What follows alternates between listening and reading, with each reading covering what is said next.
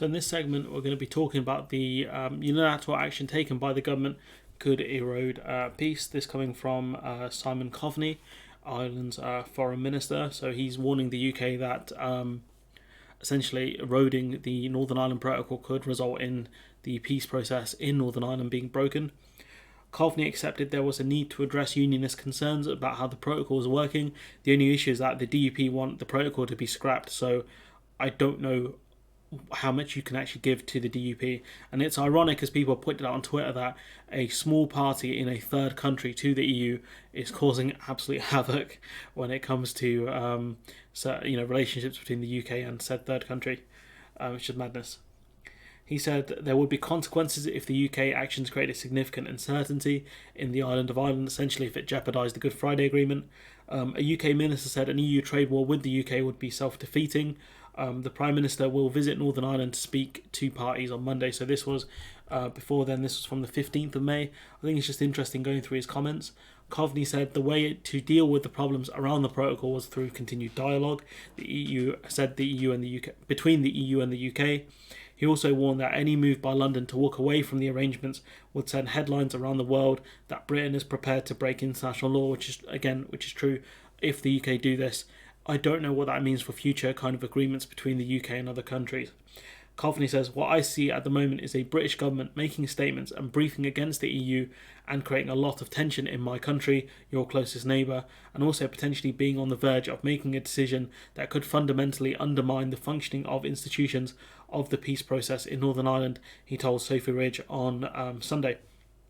So obviously, he's right, the UK is causing tensions with our nearest neighbour, Ireland, his country, the country he represents essentially, and it could fundamentally erode so much hard work that went into the Good Friday Agreement. Coveney said the EU was flexible and wanted to compromise. Of course, the UK, rejected the October proposals set out by Maros Sefcovic, and I don't think we actually read them properly. He says what's happening. Coveney is saying what's happening now at the moment has forced Ireland to taking a much more strident approach and responding honestly to the unhelpful briefing that we're getting from very, very senior levels of the government this week. This would have been at the time when Truss was saying we're going to scrap the protocol.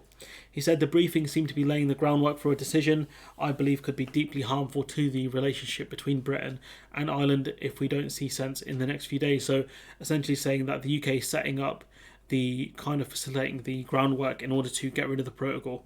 That's what was happening at the time. And so essentially he's telling the UK to scale things back. Simon Hoare, the chairman of the Northern Ireland Affairs Committee, has accused the government of testosterone sabre rattling in their dispute over the protocol, which I find a really odd statement to make, considering this has been pushed by Liz Truss, who's a woman. So they're saying that the government has been too muscular, and the testosterone bit those are the kind of attacks you would lay at against a man, not really a woman. Sorry if I'm being a bit sexist there, it's just a bit strange. He added the protocol was not perfect, but the way to improve it was through the dispute resolution mechanisms already agreed, which is true that these mechanisms exist for a reason.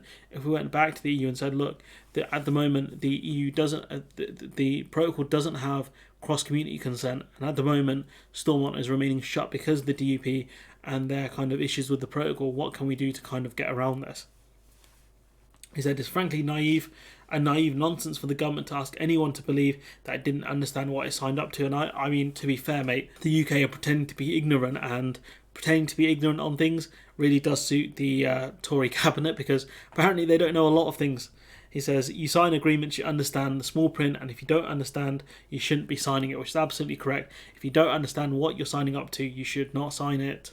And the UK has access to some of the best lawyers in the country, some of the best lawyers in the world really, that could have advised the UK on this situation about what we were signing up to. But we decided to negotiate it, agree to it, tell the country it was a great deal, and then once it was done, to say, actually, do you know what, I don't like this. This is not a great deal, you tricked us. Which essentially feels like what the UK are arguing right now. But anyways, look, Simon Coveney's statements were quite interesting, to say the least, along with Simon Hoare's comments.